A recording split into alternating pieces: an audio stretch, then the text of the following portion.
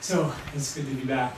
I want to talk about how nature provides good digestion, but the overall theme of this weekend, next 4 days, is that our digestion affects and creates who we are. Your emotions, whether you're happy or sad, comes from your digestion. In Ayurveda, we've always known, it's been known for thousands of years, that the seat of Vata, the seat of your nervous system, is in your digestive system. That's been known for thousands of years. But it hasn't been until recently that's been proven in Western medicine. About 10 years ago, a book came out called The Second Brain. It said that 95% of the serotonin in your body, serotonin being a neurotransmitter, make your brain happy, make you really, happy and go lucky. 95% of that's in your gut. Only 5% of that is in your brain at any given time. It's manufactured in your gut. It's stored in your gut. And if that gut's not happy, then you're not going to make those neurotransmitters. Now, about a year ago, there's been some even more compelling research that's backed up this theory that we create our emotional state by what happens in our digestive system. That's why it's so critical to understand your digestive system and know how to scrub it, make it work, make it digest, make it detox, make it assimilate, and make it function like an 18-year-old. Most of you probably are 18, but you get to be my age, you start thinking about what it was like to have a digestion of an 18-year-old. So I got to talk about something that we don't like to talk about, and I'm going to give you guys a little help here. And this is for my kids as well. So Gigi, wake up. Wake up. So, how do we do this here?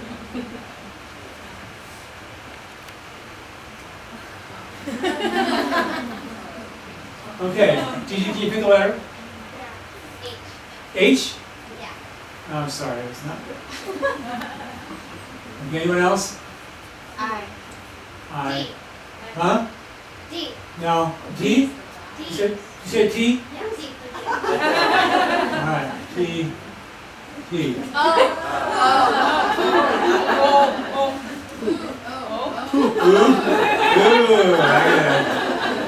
yeah. So you guys get to say that, I don't get to say it, but that's what we're going to talk about today. It's the most important thing in your life. And I'm not the only one saying that. 5 years of research at NIH, over hundreds of thousands of people donating their poop to be evaluated and analyzed, revealed that there are over a trillion little microbacteria that line your intestinal tract, your fingernails, your skin, your eyes, your private parts, everywhere in your body. You've got bugs. If you take all the cells in your body, 90% of them are bugs, little microbes, 90%. Only 10% are human, so you are only 10% human, and the rest of you is bug. Truth. You are 90% little tiny microbes, and they feed you, they support you, they make everything happen. They did this because you've heard that we can now map the genomes and the genetic code of a person. Well, by understanding how to do that, they were able to map the genes of bugs. It's a lot of bugs.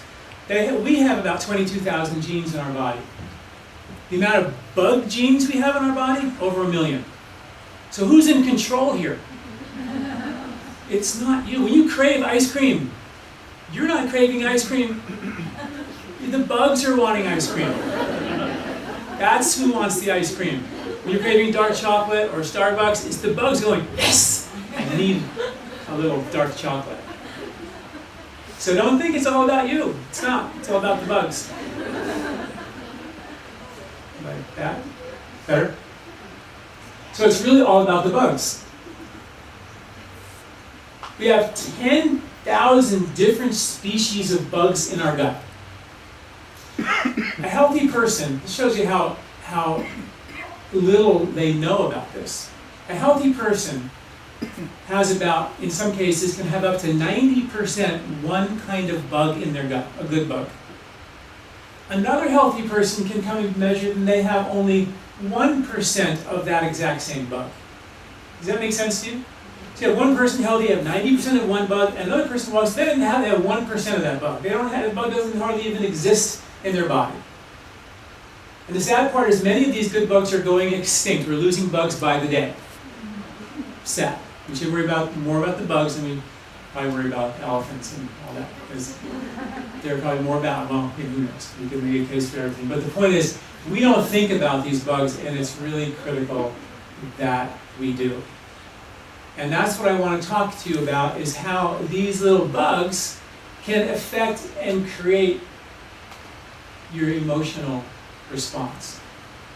So let's talk about some bug research for a second, okay? They took skinny mice, and they do a thing called a fecal transplant. Does that make sense to you? No. And it didn't make sense to the mice either. They didn't know what was going on, or probably even approve of this. They probably didn't sign a consent or anything. But they took the poop out of one mice that was skinny, and they put that skinny poop into a fat mouse. And guess what happened? The fat mouse had problems their whole little mice life. They lost weight. They couldn't lose weight their whole life. They got a little skinny poop in them, and they lost weight. I'm not kidding. That's what happened. They took mice that had problems losing weight, and they gave them a gastric bypass, where they bypass their stomachs, so they don't eat that much. And then they lost a bunch of weight because they didn't have a big old stomach. Then they took, follow me here, they took the poop out of those mice with the gastric bypass, who now can lose weight only because they have a smaller stomach. And they put that poop into a fat mouse, and guess what happened? The fat mouse lost weight. Is it crazy? Is it crazy? It's crazy. They took the poop from a very adventurous, courageous little mighty mouse, and they put that poop into a very fearful, little, skinny, worried, fearful mouse. And guess what happened to the little, skinny, worried, fearful mouse? They were like super mouse.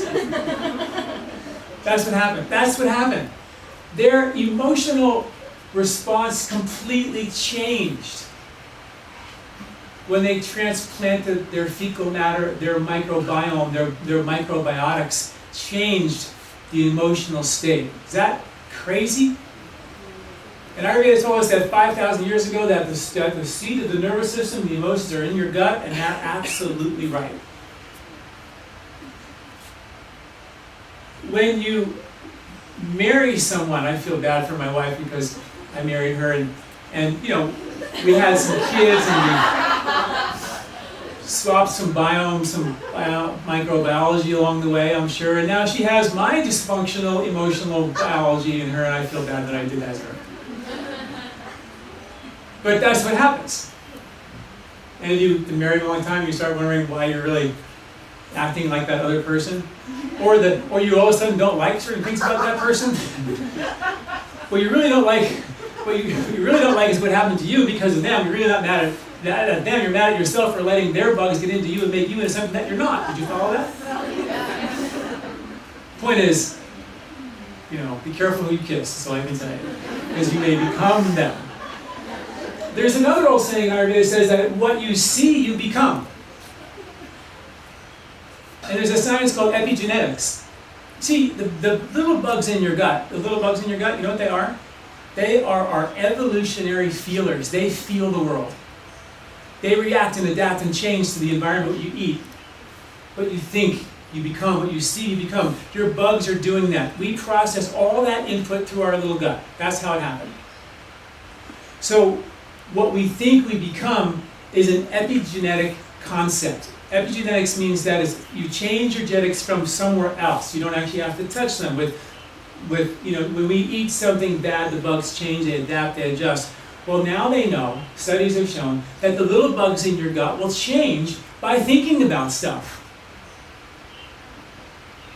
By watching weird movies, rajasic, overstimulating, violent movies, you become violent, or at least your little tiny microbes and bugs become violent. And they start carrying weapons. They carry like, now they're like, hey, don't take my guns, man, take my bugs.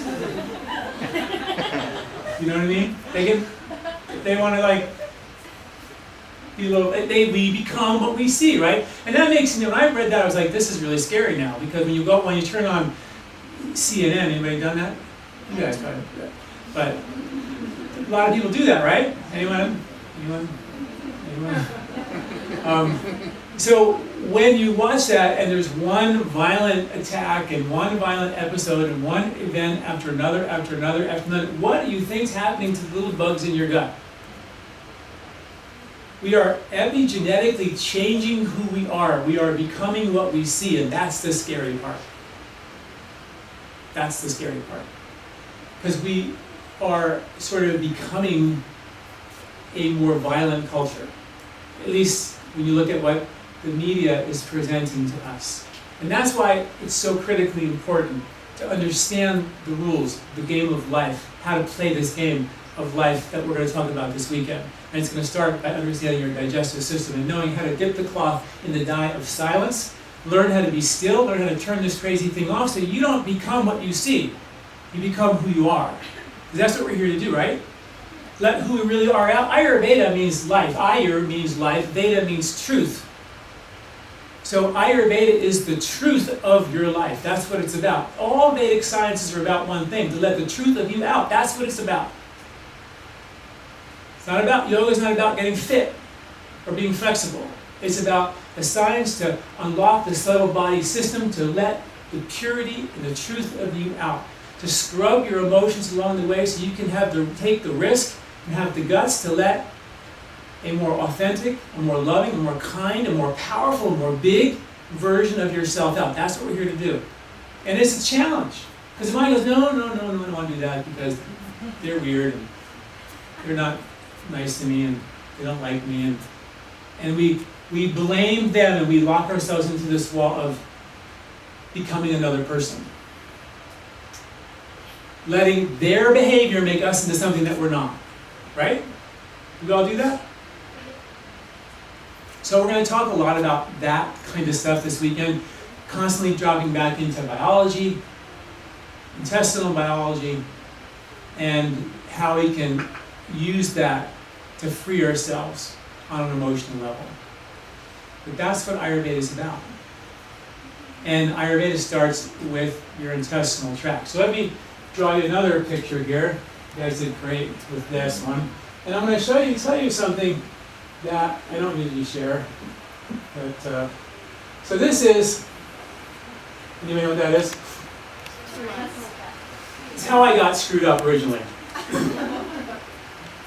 You see, when I was a young kid, I was born into a family with a sister who was very incredibly good at art. She was an art major, drama queen in many ways, but she got a full ride in drama and art.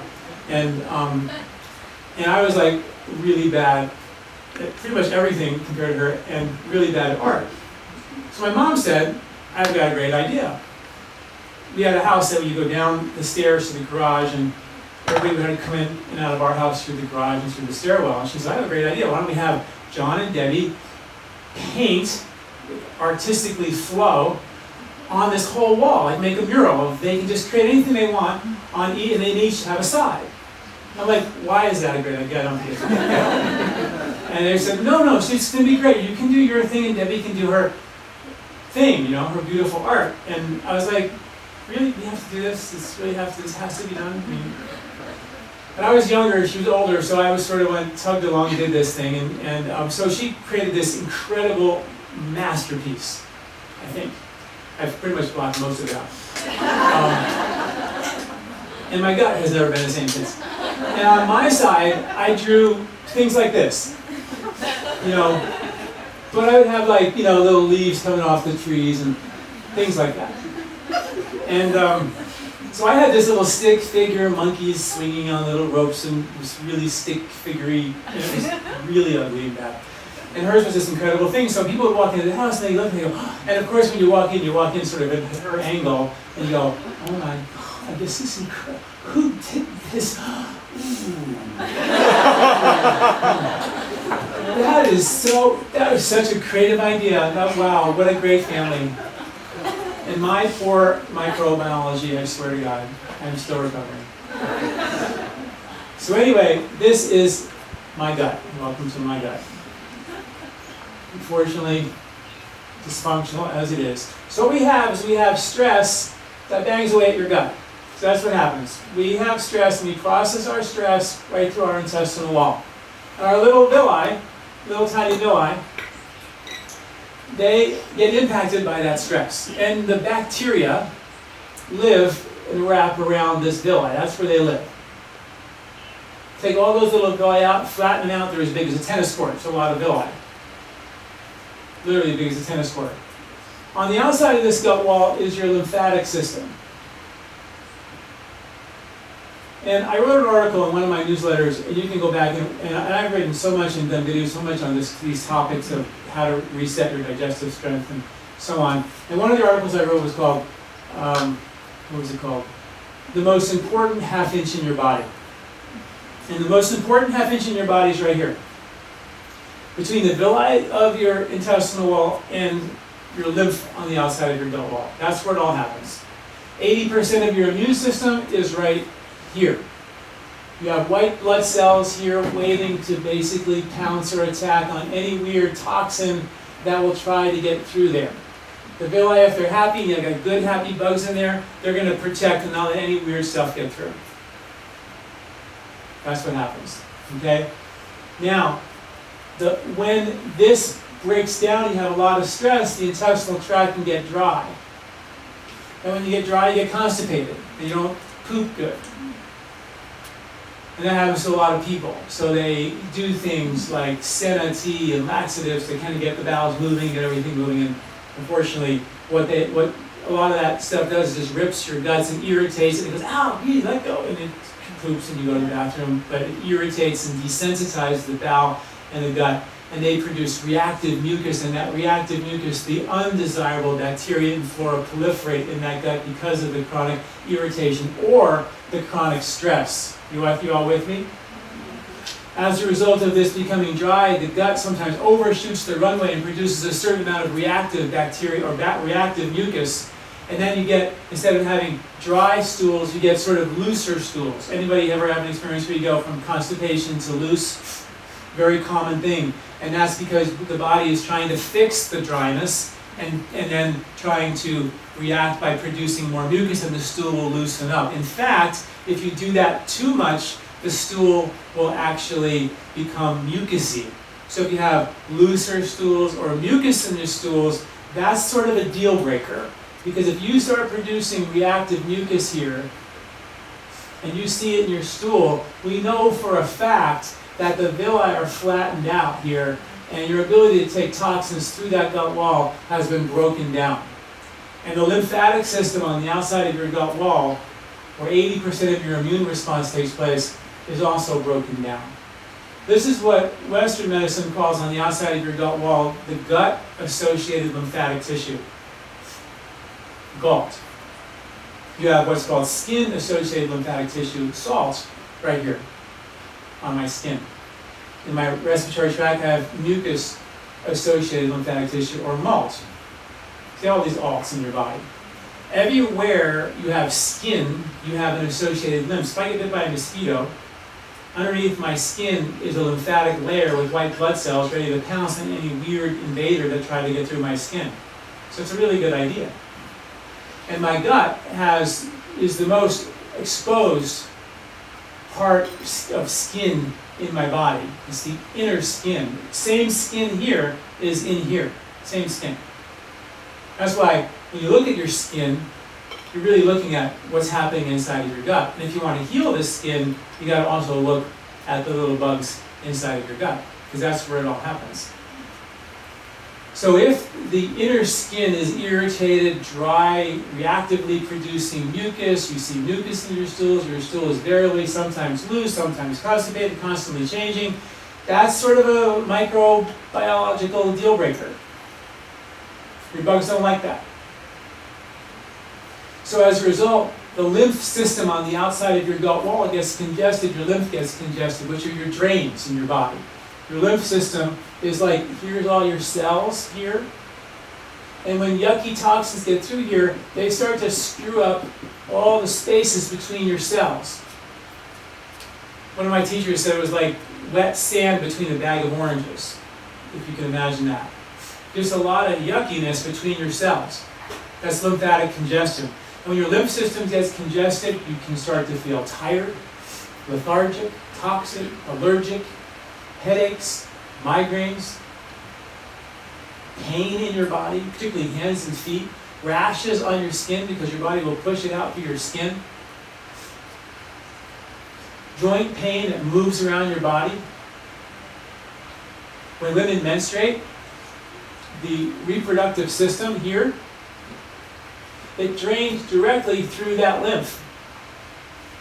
You also menstruate externally, but you're also internally menstruating, and that starts about 7 to 10 days prior to the cycle. So if you begin to swell, bloat, hold on to water, break out, your breast becomes swollen or tender, then you're menstruating internally into an already congested lymphatic system, which means that your lymph system is congested, and that's why you're having those kinds of symptoms. I wrote an article once called, you can read it, it's called, "It Might Not Be Hormonal." In other words, your hormonal issues might not be hormonal. We always throw hormones at everything these days. And the reality is, all you got to do in many cases is destagnate the lymphatic system, heal the villi of the gut wall, sever the relationship between the stress and the gut, and a lot of things just get miraculously better. As opposed to just throwing a hormone at it. So if you have any of those symptoms, how many have the symptoms where you have rashes, your rings get tight in your fingers, your ankles swell, your feet hurt, wake up in the morning, feel stiff, you feel tired, lethargic, you have pain in your body that moves around, your breasts swell when you menstruate, you bloat, you have extra gas. See, around your gut here, you have your gut, then you have the lymph that swells around your gut. So when you have a big belly, you have lymph that's basically swelling around your intestinal wall, and that's what's causing the bloat. Most people who have an extra large belly have lymphatic congestion in and around their intestinal tract. And it's extraordinarily common, right? Many of you probably say, well, I think I have some of that, right? How many feel that? Is it true? So this is in Ayurveda, this is the very first system that we treat. In Ayurveda, we always treat the drains first. In Western medicine, thank you. In Western medicine, what happens is we treat the blood. You go to the doctor, you get your cholesterol checked, you get your blood checked, they say you have high cholesterol, and they want to lower the cholesterol in your blood. Now in Western medicine, in Ayurvedic medicine, what we do is we treat the drains. And the drains are your lymphatic system. So doesn't it kind of make sense if your bathtub is clogged or the sink is clogged, that you don't fix the faucets, you fix the drains first? If the drains are open, the body's going to function a whole lot better. Doesn't that make sense to you? And that's exactly what we do in Ayurveda. We evaluate the drains first. So we ask these lymphatic questions. How is your body's ability to move waste out? And that's the very first question that we ask. So interestingly, and that's the topic of tonight's lecture, how does nature do that for us? Well, nature does it in the springtime with the harvest of bitter roots. Burdock root, dandelion root, Oregon grape, turmeric. These are all roots that scrub and clean the villi. So after a long winter of eating pasta and holiday foods and pumpkin pies and ice cream and apple pie and things like that, your gut's gotten a little boggy and a little bit heavy and a little bit congested. And as a result of that, nature says in spring, the deer, what they do is they start to scrape the ground and they dig up the bitter roots, the rhizomes. And these roots have very bitter alkaloids, and they scrub these villi. That's what the bitter roots do. And so the first thing that comes out of the ground in nature in the spring is the bitter roots. And if we would eat them, we would have an incredible clean intestinal tract. That's step one in the spring, is to clean house. Dandelions, for example, are exactly like that. Dandelions are bitter roots that are harvested in the spring and the fall, and they scrub your intestinal tract. And historically around the world, particularly in America, every self-respecting American drank dandelion root tea in the spring and the fall. That's what we drank. That's what everyone drank. You would take the leaves, throw them in a spaghetti pot, soak them overnight, add a little salt. If you were lucky, add a little sweetener, put some sweetener in there, and you would drink the sweet or salty dandelion root tea. Now in France, they knew they have a different name than dandelion for that herb. Did anybody know what it is? Anyone? Pisani. Huh? Pisani. Pissenlit, right? And pissenlit means to pee in the bed, right? Yeah. So everyone in France knows that if you take a lot of dandelion root tea before you go to bed, you wet the bed. Not a really good idea. It's a natural diuretic, and when is it harvested? In the spring, when the body and the earth is holding on to much more water. How moist and damp and humid is it even here? Nature's response to the dampness and the earth holding on to more water and more rains and more floods that happen in the spring is to harvest things that get rid of water, like dandelion root tea will make you pee in the bed. They actually named it after that. And then some other French guy came here and said, "Oh, look at that. It looks like the tooth of a lion. I think we'll call it the tooth of the lion." I'm like, how did, nothing against the French, but I'm a little confused, so you guys can help me out. How did they name the same plant two different things? One, they call it dandelion, which is a French name. And I'm French, so I can play this game with French a little bit. Not really French, but my parents. Because I would never do this. But I would stick with the pissenlit thing. I think it makes sense, right? At least you understand what your tooth of the lion, what is that? Doesn't it mean it looks like the tooth of the lion? It doesn't work for me. The point is that nature provides these beautiful, beautiful herbs in perfect sequence. It's nature's prescription, it's nature's medicine. I'm talking to you about how nature does a very specific scrubbing of the most important half-inch in your body. But I wrote a book called The 3-Season Diet, and that's really all about how every single harvest, in every single season, in every single geological or geographical location, has to do with being the medicine for us, for that season, for that time. And when you begin to understand that, you're like, wow, we really have done a great job messing that up with a lot of processed foods that the little bugs don't like. Studies have shown that the bugs like steel-cut oats, but they don't like rolled oats. Did you know that? They like their pasta al dente, whatever that means, and they hate the pasta well done, right? That's what the research shows. They don't like highly processed things, our bugs don't. But our culture and our foods are really significantly highly processed. So what we're doing is we're creating a strain of bugs in our environment that thrive only on these kinds of quick-acting sugars and quick-acting processed foods. And the diversity of the bugs in our intestinal tract is becoming less and less and less. Interesting fact about bugs is that mother's milk has many constituents in it that simply are not digestible by the baby. Did you know that? It doesn't make any sense, right? Why would mother's milk be loaded with stuff the baby can't digest? And researchers were stumped by this for many years. Like, why are all these carbohydrates and certain saccharides and things, sugars, that the baby doesn't have the enzymes to digest? So why in the world would mother's milk have that? Well, now they know that the mother's milk is feeding, guess who? The 90% of you. The more important part of you. Because that more important part of you actually makes vitamins in your intestinal tract. That more important part makes enzymes. It makes everything happen. It is what makes the serotonin and the dopamine and the neurotransmitters in your gut to make you happy. It's those bugs. They detoxify you. They produce anti-inflammatory compounds that get rid of the inflammation in your body. They protect you against viruses and cancers. They heal your gut from colitis and Crohn's disease. They're doing all the work. I don't know what we do in that 10%. I think we're more like chilling, just like, but then, we got bugs, it's like, why work? We got bugs. I don't exactly know, nobody exactly knows what's going on, but I can tell you one thing, the cutting edge in the next 10 years is going to be about bugs. In fact, bugs are so happening right now, they're so in right now, that there are restaurants in San Francisco and New York that are actually serving bugs to their people in these really super poshy like restaurants. Did you know that? That 2 million of the world's population are 2 million people in the world today are eating bugs on a regular basis. It's a big thing. And the population is growing so fast that there's simply no way to feed that many people, and the only way to really do it is, guess what? Grasshopper soup. It's gonna happen. I promise you in the next 10 years, you're gonna go in a restaurant, there's gonna be bug on the menu. It's happening. So, our world is all about bugs. We have big bugs to eat, and we have little bugs to protect. It's crazy, right?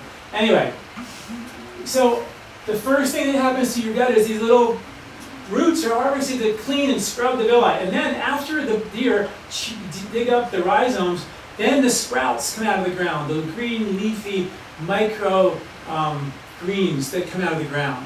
And they are fluorescent green spring valleys. You know what I'm talking about?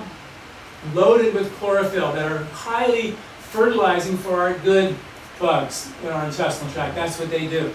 So nature said, first we're going to clean off all the yuck in those villi, and then we're going to fertilize the heck out of them with all these greens. And the deer, after they chew up the roots, then they go and they chew on these microgreens. And they get loads and loads and loads of fertilizers in their intestinal tract. How cool is that? Then what happens? After we fertilize all these good bugs with these greens, then we have the harvest of more mature greens and more mature things like berries and cherries, which are loaded with parenthocyanins and antioxidant-free radical scavenging agents. Anything that would dye your skin, like a berry or a cherry, or like blueberries, we're going to be lymphatic movers. And they're harvested at the end of the spring.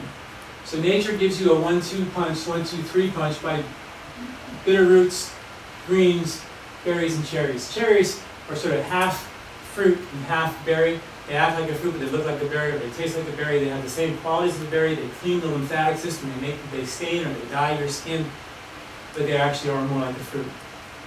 They're the last fruit or last berry, you could say, of the spring before we go into fruits, which take place in the summertime, and that's another story I'll talk about.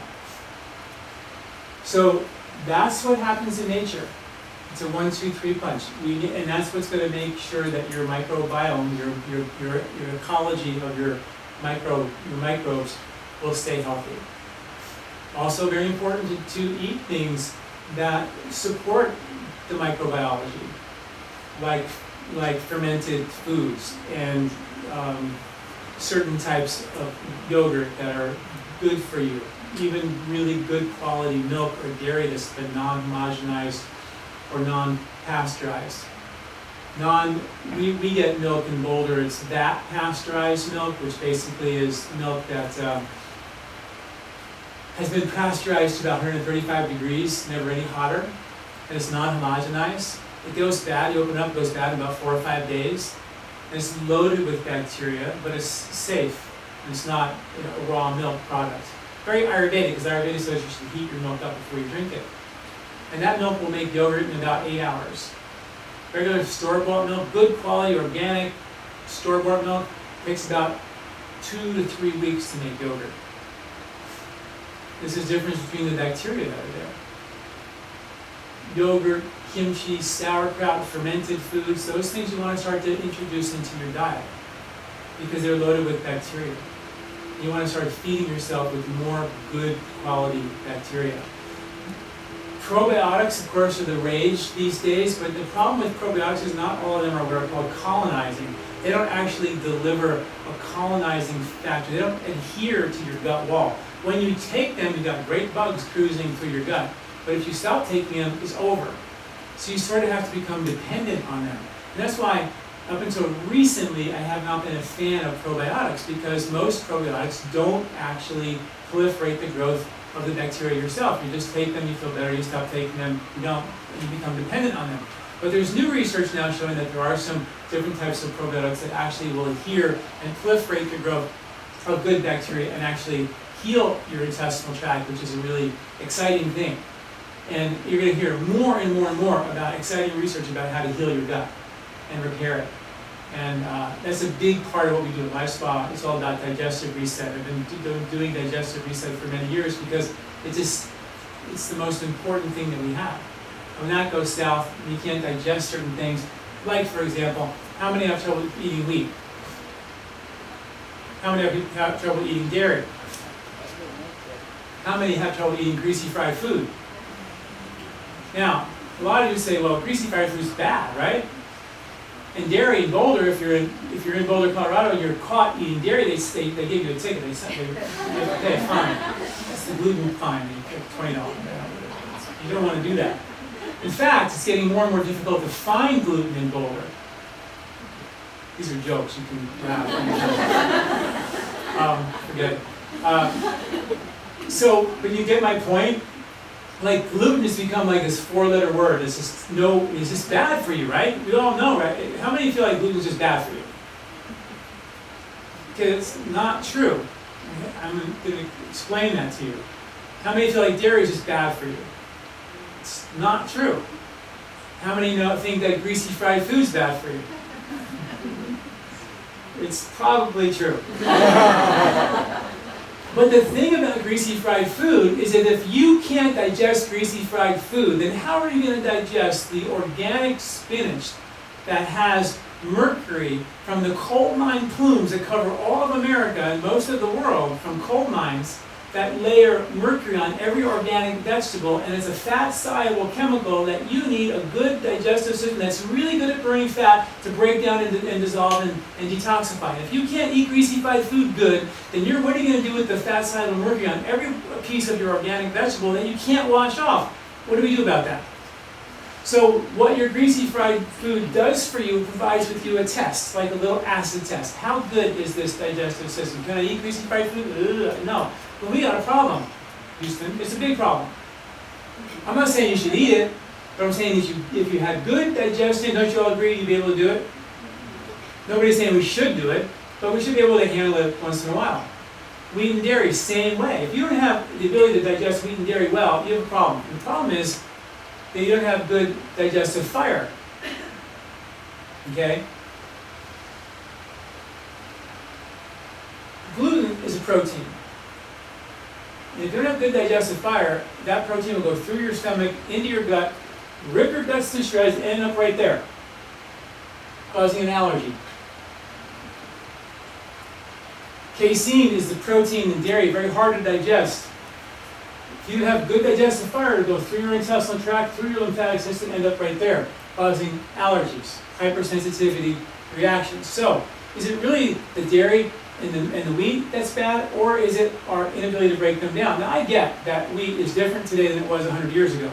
It's harvested 4 times a year now. It used to be harvested once. It's different. But it was never meant to be eaten every day of the year. It was always harvested in the fall for eating during the winter, and it was done, finished, over. Now we want to eat wheat 3 times a day, all year long. We're eating a grain that's very heavy and very dense throughout the year, as opposed to eating when it was in season. It's harvested in the fall for the winter. Winter's cold and dry. It's a heavy, heavy grain, a warm grain, a mucousy grain to antidote the coldness and dryness of winter. It's a northern grain grown in the north in Wisconsin. And it antidotes the cold, dry winters up there. And it's nice to have a nice piece of bread in the winter in Wisconsin, trust me. Now, corn doesn't grow in Wisconsin, does it? I mean, originally. It's not like their thing. They don't even know what grits are in Wisconsin. Anybody from Wisconsin? Do you know what grits are? No, what are they? Did you know when you were growing up what grits were? No. Because in Wisconsin they don't have grits. Because in the south, where it's very humid like it is here, they have grits, which are a very dry grain that soaks up all the mucus and all the moisture. Now you'll say, well, corn's harvested in the fall too. No, it's not. We hybridized it to do that. We made it do that. Originally it was harvested in the spring before the monsoon season. Now it would have been harvested in March and April to be ready for the monsoons and the heavy rains, so we have a dry grain before the wet season. Isn't that so cool? But that's what happened originally, and we kind of all messed that up. So how do we then strengthen our digestive system? You see what happens here is that these toxins that don't get out there, if this is all yucky and your half-inch went south on you, these toxins are going to default back to your liver, and your liver's going to go, really? You're kidding me, right? I just dumped this toxin here to be processed here, and now it's literally back. The liver goes, this is insane. I'm going to take those toxins. I'm a little bit busy right now. I'm going to put them in the blood just as like a holding pattern. The blood's going to put them into your fat, and the fat's going to look for maybe like your brain. That's a nice place, a lot of fat up there. And I'll store that mercury that I can't digest because I can't eat greasy fried food in my brain. It'll stay there for another 20, 30 years. And that's truly, literally what happens. People have mercury toxicity in their brains from fish, from coal mine plumes on their organic vegetables. It's here, and if you don't have good digestive strength, you will not get rid of it. It'll stay there for the rest of your life and mess with you in a big way. Your cognitive function, your memory, your clarity, as well as a precursor to the degenerative and inflammation in the body that causes disease. That's literally what happens. So what happens now is I got all this yucky stuff in my brain, and I want to detoxify it. But if I just pull it out of my brain and my fat doing a detox, where does it go? It goes back to my blood. And my blood goes, hey, I put it there because the liver doesn't know what to do with it. It's overwhelmed. Make sense? So along the way, so before we do a detox, wouldn't it be a good idea to make sure this guy's happy, make sure this half-inch is happy, make sure the stress is taken care of, make sure the lymph system's doing its job? That makes sense, right? So the liver has what's called bile in it. And the bile is designed to take these toxins and make them into little tiny pieces so they can get through there and be processed in a proper way. Help you burn fats. Bile does so much stuff. I'll talk about that tomorrow in my workshop. But bile also, what it does is it takes the stomach acid. I'm going to just try to finish this up here. The stomach acid is, guess what? Let's get rid of this for a second. The stomach acid is neutralized by bile. No bile, you can't digest greasy food, no acid.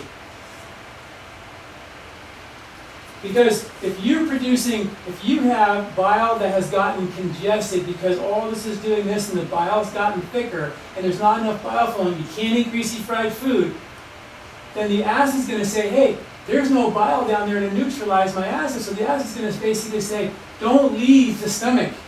There's no bile down there to neutralize that. I'll burn a hole through his stomach or his intestinal tract, rip a hole through his guts, probably kill the guy. I can't do that to him. So I leave the acid in my stomach and I get heartburn, indigestion, acid reflux, all these weird symptoms in my stomach. And eventually the stomach says, you know what, I don't think they're going to ever start making bile again down there. It's been like 6 months. I just don't think they're going to do it. I think they forgot about us. So now the stomach says, well then why don't you just turn the fire off? What the hell? Just turn it off. They are producing, 40% less bile. Let's just produce 40% less acid. Call it a day. So all of a sudden, my digestion dials down, and I don't digest wheat and dairy very well anymore. So what do? I don't eat it. Game over, right? We're done. I don't eat wheat and dairy. I don't eat greasy fried food because I don't digest them well. Finished. Is that finished, really? You think about that?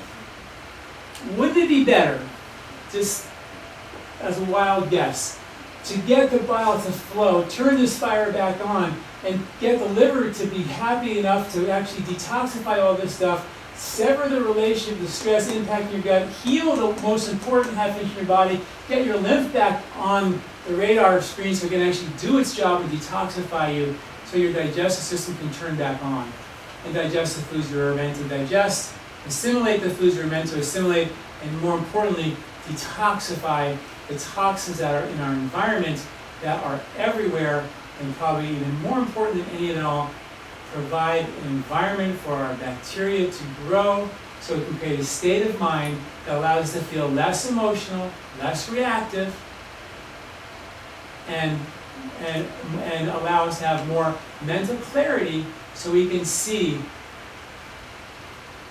what our protective patterns are and then take transformational action steps to free ourselves from old emotional patterns that don't serve us. But none of that really happens well unless you have a digestive system with happy little bugs. If you don't have happy bugs, it's going to be an unhappy state of mind. Thank you all so much.